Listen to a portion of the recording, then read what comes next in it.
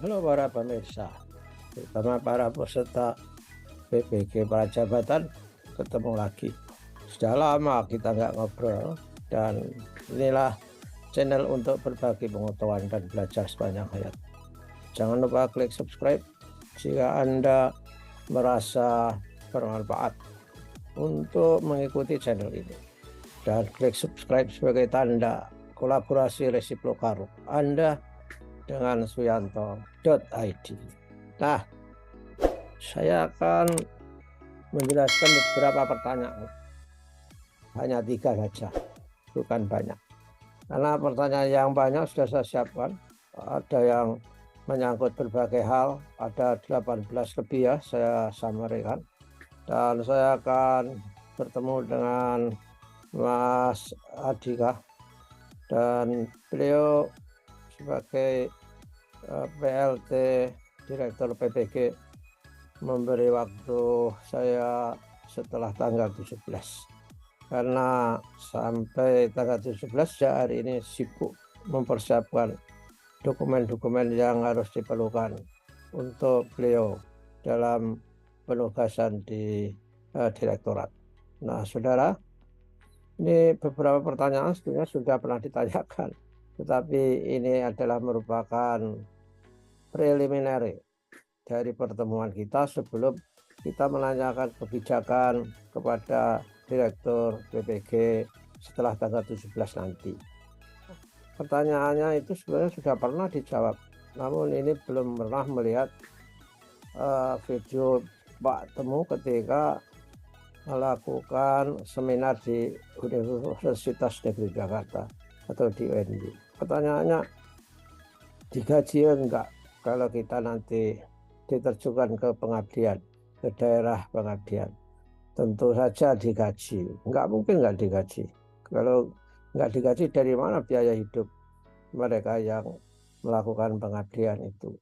Tapi dari mana gajinya? Saya juga tidak tahu persis, tapi Pak Temu dulu mengatakan bahwa itu akan dikoordinasikan dengan pemerintah daerah. Karena guru itu sebetulnya kewenangannya adalah dalam sisi kepegawaiannya itu adalah di pemerintah daerah. Dan oleh karena itu soal gaji itu perlu didiskusikan dengan kemampuan daerah masing-masing. Tapi yang penting saudara pegang adalah di dalam pengabdian itu bukan berarti saudara mengabdi tanpa digaji. Biaya hidup bagaimana kalau tidak digaji? Tentu digaji. Jadi jangan pesimis. Namun demikian, hendaklah saudara memiliki positive thinking. Berapa gajinya?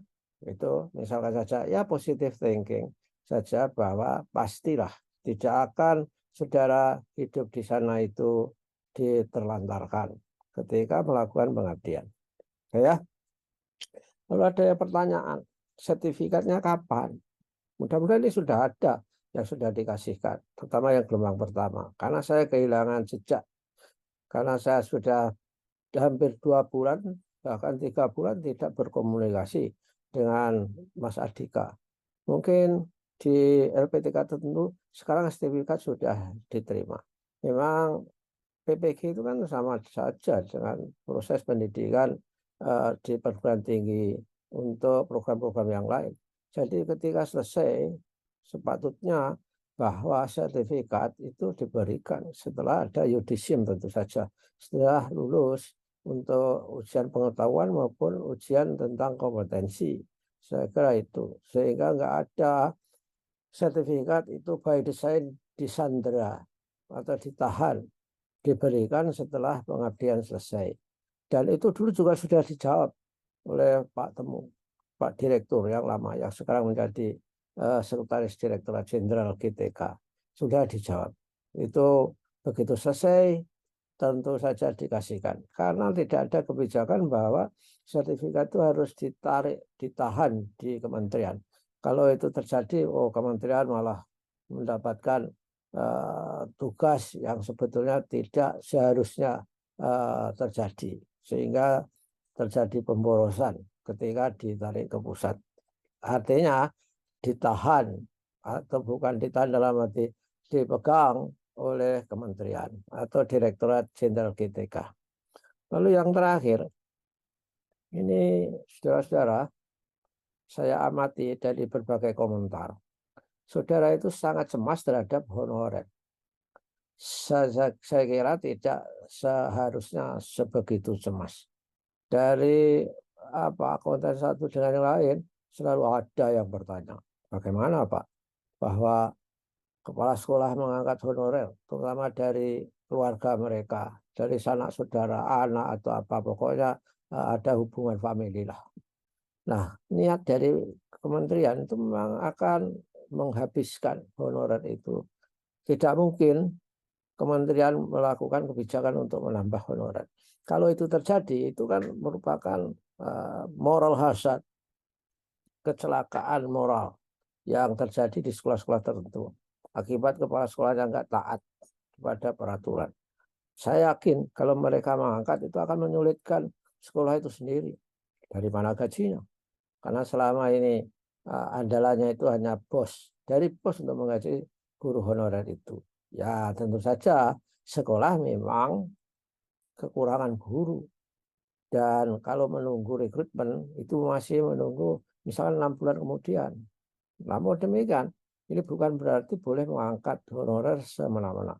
Itulah makanya kementerian kan pernah melaunching gagasan mengenai marketplace dari guru itu yang bisa direkrut sewaktu-waktu tanpa harus melakukan penantian dari skema yang dilakukan pemerintah pusat dengan jadwal yang tertentu, tidak bisa sewaktu-waktu. Nah itulah saudara, kalau saja sekolah tetap saja mengangkat honorer, itu akan menjadi persoalan. Ini kan baru awal kebijakannya itu, sehingga tidak sadar bahwa ketika mengangkat honorer itu adalah bertentangan dengan program yang sedang dilakukan oleh kementerian, yaitu menghapuskan honorer. Dan itu sudah disepakati oleh Kementerian Pendayagunaan Aparatur Negara juga. Saya kira itu ya saudara untuk sementara sebagai transisi untuk ketemu dengan Direktur PPG setelah tanggal 17 nanti. Ikuti terus dan saya akan tetap berkomunikasi sepanjang saudara memiliki manfaat dari channel ini dan dibuktikan dengan klik subscribe.